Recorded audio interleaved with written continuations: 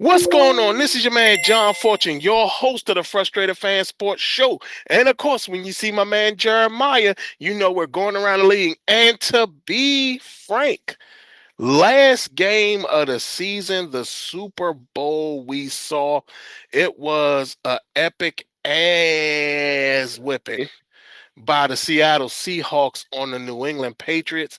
And what we saw is a game where it was what it was. I mean, I think you and I predicted this, Jeremiah, that whoever scored the first defensive touchdown, the game was going to be over.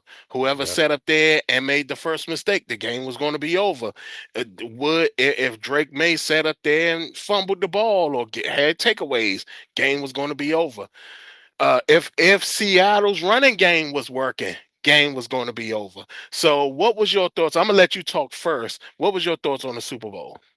Man, your exact thoughts when it come down to that.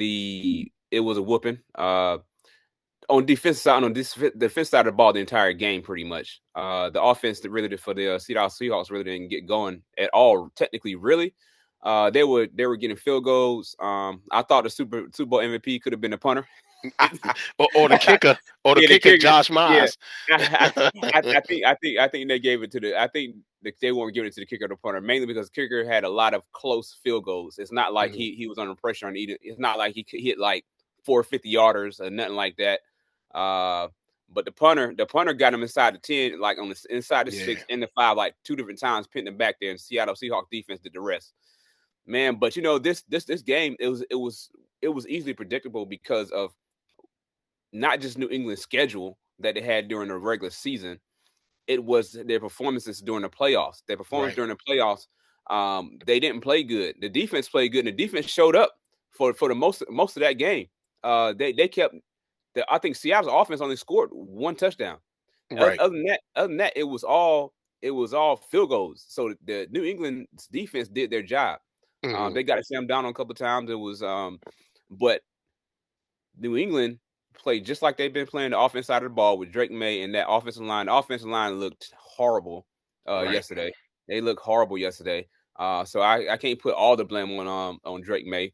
It's almost like they probably should have went with a different game plan at some point in time, but I don't know if I don't know what was going on because nothing was working. I mean, absolutely nothing was working. It started out getting Drake May real comfortable. The first couple of plays, he was throwing out to a running back. He would throw out to a tight end. He threw, you know what I mean? Those were most of his passes during that first drive. But when he started trying to look down the field, yeah, man, Seattle, the offensive line couldn't hold long enough. They couldn't hold. They couldn't even hold long enough for that. But even then, he still. I watched Drake May in Carolina. I watched him in Carolina. I was never looking at him saying that, hey, this is like this guy. He's up here. I always just said he was just better than Sam Howell. Right. But that's like it wasn't saying much. But I always said that. But for some reason, somehow, some way, whenever you start winning. All your flaws, and no one looks at none of that stuff. No one looks at none of it, how everything else is working around. They looking at the quarterback, thinking it's just him driving, making this happen. But man, it was a thrashing, man. It was a thrashing. I guess Seahawks, the only way they can win the Super Bowl, they got to dominate because last time they won, they dominated the Broncos. Right, and that's pretty much what we saw. What we saw was a complete domination by the Seattle defense. What I will say is that I don't think that New England paid attention to the fact that Ramondre Stevenson running the ball was actually effective. And for some reason, they went away from it. Like they got to the point at where the game was still close. So running the ball wouldn't have been unreasonable. I mean, you're talking about coming into the first half of the game when the first half was over, the score was only 9-0. Not So that's it. running the ball would have still been okay. Mhm. For some reason, like I said, this is the first time we actually saw, because this goes back to even what we saw against the Rams, where we saw the Rams actually run the ball against this Seattle defense. Mhm. Starting the game, we saw New England with Ramondre Stevenson running the ball, and he was effective at it. For Mhm. some reason, they all of a sudden just stopped doing it out of nowhere. They just stopped. And I think what ended up happening was, I think that they went to that whole strategy, which they did in Denver. We'll just punt, punt, punt, punt, punt, and then hopefully we can punt enough to get ourselves closer to the end zone, and then we can make a play down there. Or there was the thought that Sam Darnold was going to make a mistake, and it never happened. The problem is that when you play like that, you forget where your flaws are. Yeah. And the thing that they didn't pay attention to was the left side of that left side of that offensive line, and the fact that Drake May is very um lackadaisical about holding on to the football. Yeah. And when that happened, sure enough, you're talking about he had 3 turnovers, 2 fumbles, and an interception. Yeah. And that's big. That is huge when you talk about the Super Bowl and everything of that such nature. Now, I don't want to come off as like, beating up Drake May and stuff like that, because that's not fair. But even with that, there are still things he could have done. Like, instead of just sitting in the pocket, he should have just started running. Yeah. He should have just went with his instinct and started running. And that's where you get the separation of the difference between a Drake May and a Jaden Daniels. You know what I'm Mhm. saying? If stuff collapsed, Jaden will just get out of there. Right. Lamar Jackson will get out of there. Josh Allen will get out of there. Drake May, for some reason, wanted to just stay in the pocket. Mhm. It's almost like he feared leaving the pocket instead of just saying, "Let me get out of here. Let me get Mhm. out of here, and let me keep my head down the field, but let me just get out of here." I think that if Drake May would have deployed running the ball a little bit more, or just bailing, they probably would have had a better chance of winning the game, because again, the game was still close. Yeah. And Yeah. Yeah. but with that, it was just a crazy thing. Sam Darnold did play pretty well. Played well for what Mhm. he needed to do. He Right. didn't make a mistake, and that's what you needed him to do. You needed him to go in there and not make a mistake. Now, was he making any big plays that made a difference? Not really. All we know is that Jackson Smith and Jigba wasn't really in the game, and we talked about it. I said that the problem with the Patriots was that once Seattle started going 3-4 wide, that's where the Patriots going to have a problem. And they Mhm. did.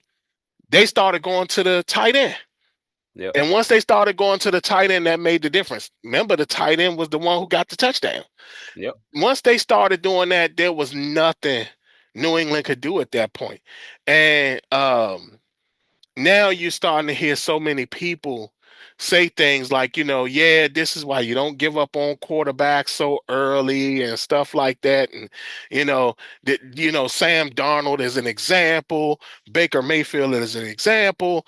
And I'm sitting here like, well, is it really unreasonable to want a quarterback to work out before his rookie deal is over? Yep. I mean, is Mhm. that really, really and truly unreasonable? Like, why is it about not giving up on the players, but nobody's ever talking about the fact that most of the giving up on players or not developing players come from the fact that you keep cycling or recycling the same coaching over and Mhm. over and over again. Mhm. You're not going to tell me that multiple guys fell with the same or some type of coach that's similar to the guy he already failed with, and Yep. you think somehow, some way that that's going to make a difference. This is why you sit up there and you go away from the nepotism hirings and you start to bring in fresh and new ideas, Mhm. because that's the only way it's going to work. Like, I mean, we're talking about now. Here we are now. Shane Steichen, right? He made Daniel Jones look good. Mm-hmm. But what was he doing with Anthony Richardson the whole time? What was he doing with him, really? And every time a coach says that they can't do something, every time a coach says something, they always say, well, he's not studying. Somehow, some way, that always comes out. When they Yeah. want to protect their own selves, they always say, well, he's not studying. He's not putting in the work he's supposed to do. Where's Zach Wilson at? Mm-hmm.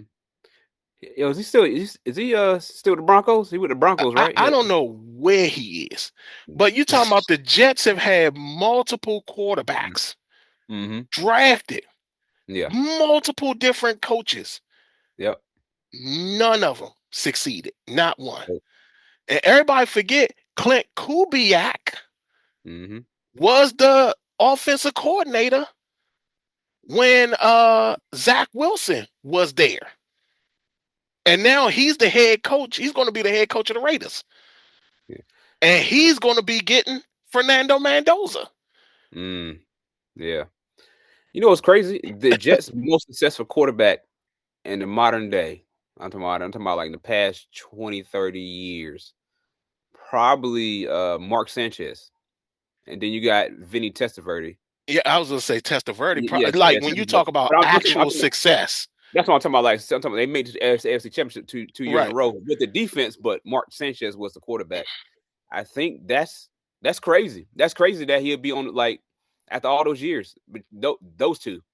Exactly. And it's, I guess it's just one of those things where it's like, it's not unreasonable to Yeah. want a guy to be better or successful or something Mm-hmm. before 6 years. Yeah. Because understand this, you're talking about you only get 5 years on a rookie deal.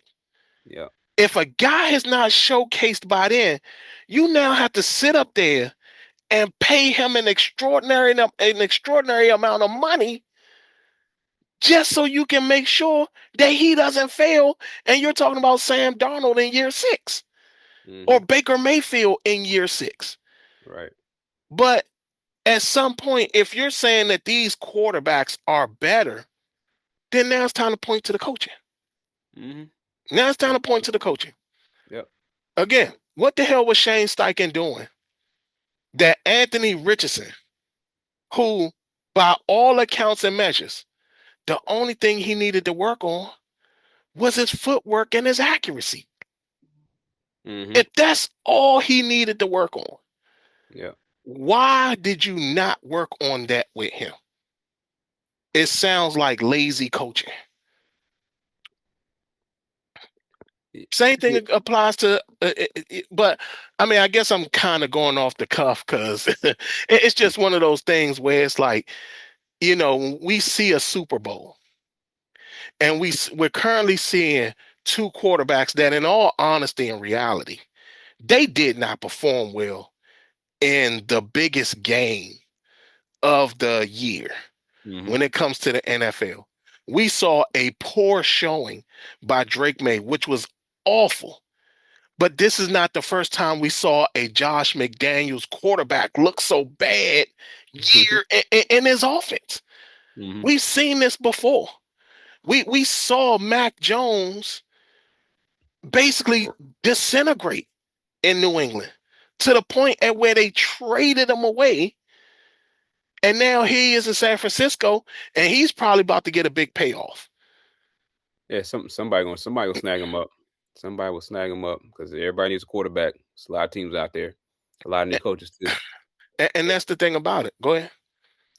No, I was just it just no, I was just thinking that I was like I didn't know with Mac Jones was he in San Fran for is he on a 1 year or 2 year deal because I'm not sure if he's a returner or is he a free agent going to be a I, free agent. I think I thought he signed a 1 year deal, but they haven't been talking about him, so he probably signed a 2 year deal. Yeah, But I'm pretty sure that somebody can get Mac Jones out of San Francisco with a draft pick. on a quick trade. Yeah, yep, exactly. And if Minnesota was bright, make the deal. Get Mac Mhm. Jones. Mac Jones is younger than Daniel Jones, Yep. and and you can actually sign him to he probably be willing to sign a long-term deal Yep. because of the fact he wants to be a starter. And I'm pretty sure it wouldn't take him nothing to beat out JJ McCarthy. Oh yeah. So it's like those type of things are elements that at some point people now have to start looking at the coaching when it comes to all this. Because we saw two quarterbacks in this current Super Bowl not look great. I Mm-hmm. mean, when you talk about Sam Darnold started turning it on mid third quarter into late third quarter. I mean, he threw a couple passes here and there, but at one point he was like, I think it was like 6 for 14 or something like that. It was something crazy. Yeah. And I think that at the half, they showed that they had put him and his stats and Drake May's stats side by side, and it was just like they were basically doing nothing. Right. So Honestly, that first half was a snoozer, man. That first half was a snooze fest. It was all defense. Sometimes games go like that, but I would thought we'd probably seen at least one touchdown in the first half, or at least a touchdown from both teams at some point in time. mhm. And I was surprised that Seattle special teams really didn't do that well in regards to the return game. Yeah. I was waiting. That was one of my bets I made. I made a next gen bet on what's their returning name from New Orleans? Oh, It's Jones. no. I'm talking about no. I'm talking Oh, about New the Orleans. Oh, Rashid Shaheed. yeah, Rashid. That trade they picked up. They made. Yeah, I made a bet on him saying that he's going to be the fastest guy Right. that ran the fast during the game. That didn't happen. I think it was probably Kenneth Walker, to be honest, because he's the only one in my mind that got wide open with the ball in their hand. Mhm. You know, that actually got a good chance to run really hard. I didn't see any other big plays like that. And Kenneth Walker he was playing well. He played Yeah, very well. I mean, yeah, you're talking about like, because I think you and I was texting, and I was like, "Yo, he got 14 carries. He got 94 yards already." right, And I was like, "Oh, he gonna break the 100-yard mark. He gonna break it." But I mean, you saw it. I mean, he was effective. Like, very, I will say this because they kept saying it on the telecast, but the whole time I'm watching, I was thinking the same thing. I was like, "Yo, like." This would drive me crazy as a coach because he's so super patient that yeah, it yeah. almost seems like he's just like standing back there waiting to be tackled. And Oh, it's like that one that he had that one run that it's almost like he stopped. It's almost like he stopped. That was they made a comparison on the cast about Le'Veon Bell, because that's the first thing I thought about, because yeah, yeah, Le'Veon Bell just put his hand in his offensive lineman back just to gauge where's it, and then he'll take yeah, off as soon as that little crease opened up. It right. didn't work. He couldn't do it in New York though. Not different Yeah, offensive no, line. no, no, Different no, no, offensive no, line. no. Couldn't do it in New York. Yeah, but I mean, but like Kenneth Walker played fantastic. He He played did. fantastic. He went out there. He went out there. He even caught passes. I He mean, did. no, I need normally, you don't look at him as that type of running back, but I needed him to catch 3. yeah. He shorted me one, so I was like, all right. But yeah, But I mean, he did but good. it was a.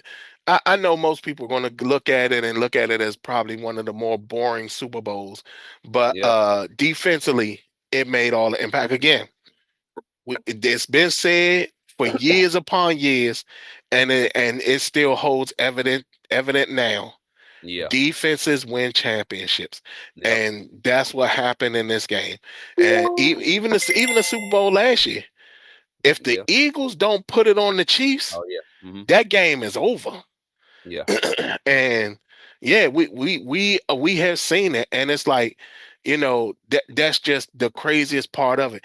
Again, you and I, like we talked about it. I do feel that Josh Myers should have been in consideration for the MVP, because if he doesn't make those kicks yeah, coming down towards the end of that game is still very close yeah. and could That was a fact. easily have been a turnaround. Because you're talking about, Yep, if you really think about it, say he had missed the kick that made it, that scored 12 to nothing or whatever. yep. Say he missed that kick, Mm-hmm. and then New England goes down and scores, and they make the score 7-9. Mm-hmm. You're now talking about this game is closer than it should be. You now got New England that probably gained a slight bit of confidence. Yep. And And their play calling probably get tight then. exactly. Because you saw it towards the end of the game. All of a Mm-hmm. sudden, New England just said, "The hell with it, we just gonna throw." Yep. And they started getting success to the point where they got a touchdown. Yep. So and then they came back and I think they got a touchdown again. But again, that's the whole point, that it's like, don't discredit some of these guys who sat up there and their impact was actually part of it. Like their impact was Yeah. pretty big in the game. So Pretty big. but yeah, I mean, again, congratulations. Like I ain't even say that from the onset. I'm saying again, congratulations to the Seattle Seahawks for winning this game. That was a huge win, huge Yeah. win. But I think that you and I had said it from as the season was going on. We talked about it the whole time that Seattle was the most balanced team Mm-hmm. of any team that was out there, and they were the team that more than likely was going to be the ones that really took people out, and that's exactly what they did. Mm-hmm. Uh, and you brought it up earlier about the fact that we saw this Drake May collapse happening. Yep. We saw it already happening as the playoffs was going on. Like it started out with just a fumble, and then the next game it got even worse, and then the next game it got even worse, and then it showed up in the Super Bowl, and it was just over against a defense and an offense, a defense and a running back that just wasn't out there to lose the game. So, Yep. yeah, I mean, but it was like I said, to me, I thought it was a pretty good Super Bowl.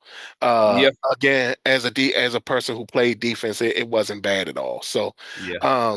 but let's talk about some of your bets that you made, because you talked about one, you Oh, talked about two. So, yeah, I did. I did. We what I did was Super Bowl. Super Bowls I tend to swing big. The mhm, more bets you're gonna make with one game, the more the chances you're gonna lose. So that's the problem. That's why I like during the regular season was a lot I can parlay different games. mhm. But the more you bet on one single game, you're going to start losing. But I knew that taking this risk, I was doing it anyway. So I was like, hey, we're gonna try to ball out on this one. So I tried to. So what I did was I went with a ridiculous parlay at first. I did. I definitely did. I tried to go with a 6 pick or a 6 line parlay. I tried to do that, and I only got 2 out of the 6. I had yeah, because it was Oh, bad because I had Kenneth Walker getting 3 receptions. He got 2. uh-huh. Cooper Kupp was going off. I had him for 4 receptions, which is which Oh, which is honestly that was a tough call for me because you don't know how the game plan is going to go. Is he going? exactly. He might just only get 4 targets. You know what I mean? But Right. I also didn't see Jason going out to get check for concussion protocol. Right. So Cooper Kupp got a lot more targets than was expected. Stephon Diggs, only thing he needed to get was 5 receptions. Yeah, I think you got what, one? Yeah, I think it was like 1. I knew the way that game was going, I was like, he ain't getting it. And I needed JSN to score a touchdown, 1 touchdown, anytime touchdown, Oh. and then I also needed Well, Sam Darnold. you might have almost hit that one, because remember he overthrew him. Sam He Donald did. Yeah, overthrew him. that's true. That's true. And then that would have put Sam Darnold over 230 plus No, yards no, if he no. did. He overthrew him on the one to the corner, He did. and Yep. then Christian Gonzalez blocked the one coming across the middle. Yeah. Yeah. Yeah. And I'm like, if Sam Darnold would hit that one when he scrambled and he threw it, and it was just JSN by himself. If he didn't Right. overthrow JSN, the only thing that's gonna stop JSN from scoring was him pulling a hamstring. That that would have been it. That would have took care of too, because I had Sam Darnold throwing for 230. 230. It Oh, was like, okay. you know what I mean? But they had it set at like 260. Like if you want to really make some money Oh, off so, it. oh, I was like, you're not gonna make no. I said, let me move down to more reasonable, because I know Sam Darnold's a good chance he won't throw no 260. This ain't the Rams defense. This is New England with right. Christian Gonzalez in the secondary and stuff. But I thought with Cooper Kupp and JSN that it was possible. But I think he got like 202. He got over 200. He didn't even hit the 230 mark. Oh my goodness! I'm trying to look. I put a lot of bets on this game. I Yeah, put because a lot. you said something about the Drake May interception one. Oh yeah. I wanted I had Drake May. I did get that one. I had got Drake May on interception, but I also bet one that would have made me a lot of money because it was a plus 800. If Kobe Bryant, if old Kobe would have intercepted the ball, if he just would have intercepted the ball, everything else would have been fixed. I'm talking about all the parlays. Also, it just would have been fixed. It would have corrected all my bets. And that was swing. I was like, I was taking a bet on a particular person to get a bet from Drake May. I mean, to get an Right. interception from A Drake May. pick, yeah. Yeah, just to get an interception. He had two chances. Two chances, Two yeah. chances. Two Yeah. clean chances. In the end zone and that lob up in the air to Mac Collins. Yeah, and thing is, if he'd have got his head, he was looking for the hit. Yeah. All he had to do was just, hey, pick his head up. Drake May missed the throw. It was going straight to him, just hit him in the chest because he was looking. It hit him in the chest. It hit him in the Yeah. chest. Yep. He was looking for a tackle. He was like, I'm finna dislodge this ball. I don't even care where the ball is. I'm finna hit him. That's all he Right. was thinking about. If he'd have caught it, all would have been well. All would have Right. been well. Matter of Right. fact, I would have made out pretty good on that one. Yeah, I had that one. Then there was some other I think I had some other bets that I had over here. I won some, but I lost most. But I was looking for the one hit quitter. Something that the cure all bet, you know. and that would have been perfect, but I mean that's and we talked about it. I said, man, these betters, these bet setters, boy, they know how to play it, don't they? Because I They mean, do. like, remember when? Because I was talking, I was like, why would you say interceptions instead of fumbles? Because he gonna get the Yeah, fumbles, and you was yeah, like, nah, they didn't, they set that so low. yeah. They did. Yeah, they did. When you win the game, man. I mean, I could have parlayed it. I could have parlayed it because I did get money off of Drake May's interception. His because I picked him. He's going to throw interception. He's like he's going to throw one. But that was worth more than me betting on him losing a fumble. Right. You know what I'm saying? And then another thing with fumbles, he might have fumbled, but they might have would have recovered. You know what I'm saying? Once that ball's on the ground, it's almost like a 50-50. Depends on Yeah, who's going to grab it.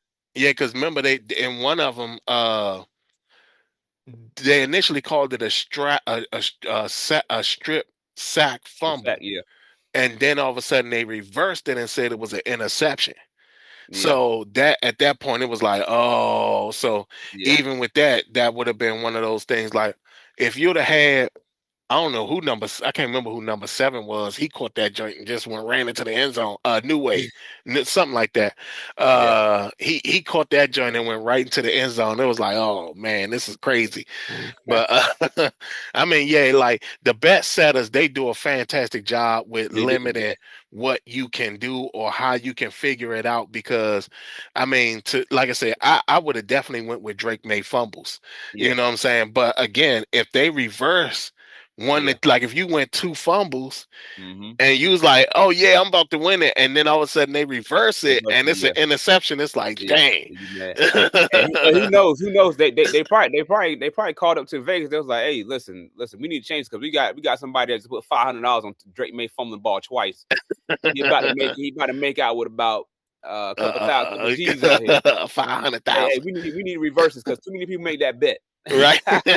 Right. Listen, Right. that's how I be feeling. That's how I be feeling. I was like, man, Because that something probably would have been a massive payout. Because I'm pretty sure that, well, I don't know if that was one of the bets, but I'm pretty sure that was something that people was like, oh, I will take 2 fumbles on Drake May. Yeah, if it's 2 fumbles, if it's 2 lost fumbles, I'm pretty sure that increases a lot because 2 fumbles is unlikely to happen any football game from one person, quarterback or not. That's Right. almost unlikely for them to fumble twice in a game. Man, but yeah, that what they were pretty much on point with their Super Bowl picks because they have 2 whole weeks to get everything corrected. During the regular season, there's a whole bunch of games, so all of their whoever's putting up these numbers and making these bets and posting them onto the app, they're spread thin. They're spread thin compared to what it is whenever it's Super Bowl. Super Bowl now you can get all the heads folks on that game, but they also you also got the NBA that's going on, so Yeah. they spread within that. But this is just one game, so they know a lot of bets are going to this. So I'm pretty sure they put all of everything they had into this game because they knew they would get a lot of bets on this game because of Super Bowl. Right, Super exactly. Bowl. You know what I'm And, saying? So they were on point because I was looking for someone to slip up, someone to be like, all right, hey, JSN, 50 yards, a plus 100 for 50 yards. I was looking for something like that. I would have betted that. I would have right. put a lot of money towards that. I wouldn't have won nothing because he only got 20 some odd yards. Right, exactly. Yeah, and not only that, I mean, his whole thing, it was kind of like limited. So, I mean, it makes sense. It makes sense. Yeah, But, yeah, but with that, man, I mean, the NFL season is over, but it's never really over. We're still going to be coming back when the top stories come out, and we'll have our opinions on the top stories. Of course, I cover the spring league. So I don't know if Jeremiah, if you want to, you're more than welcome to join me for some of the spring league games. Jeremiah and I will be doing the NBA weekly show, where we just come through and talk about what happens on the NBA. We really need to talk more about college basketball too, because oh yeah, I'm starting to hear stuff that Baby Arenas might be in the draft this year. And if yeah, Baby Arenas is in this draft, I don't mind the Washington Wizards falling down from a top pick and being able to snag him, yep, because I think his all around game is going to be way more destructive in the future than some of these guys that's at the top.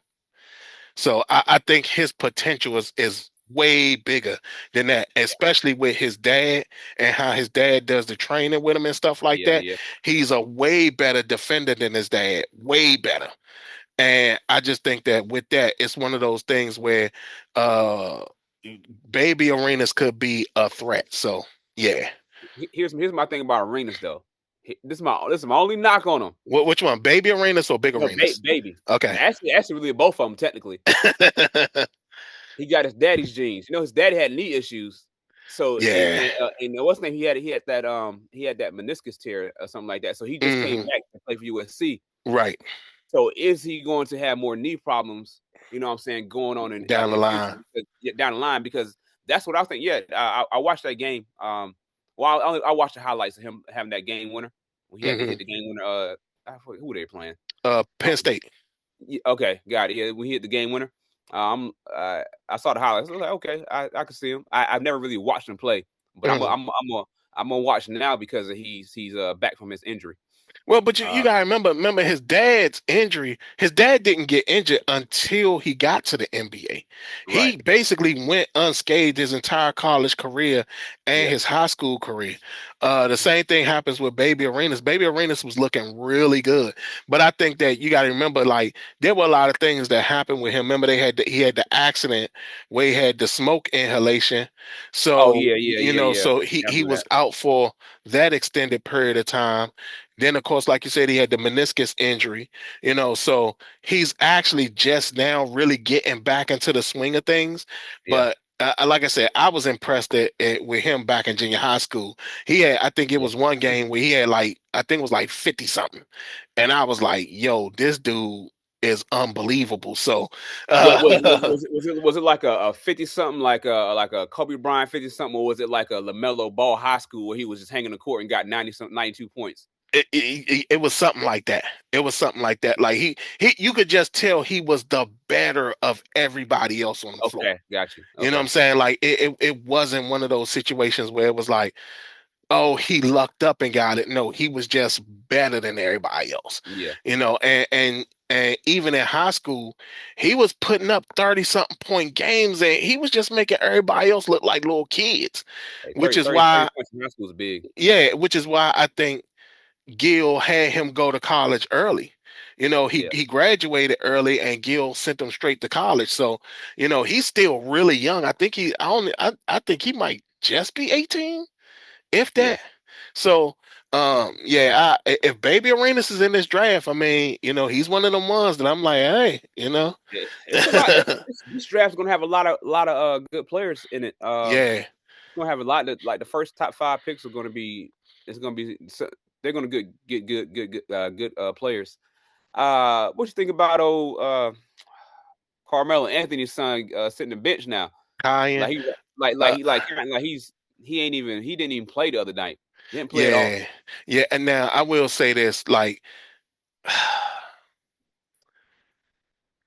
unlike Baby Arenas Yep. and some of the other sons, like even Cam Boozer, Yep.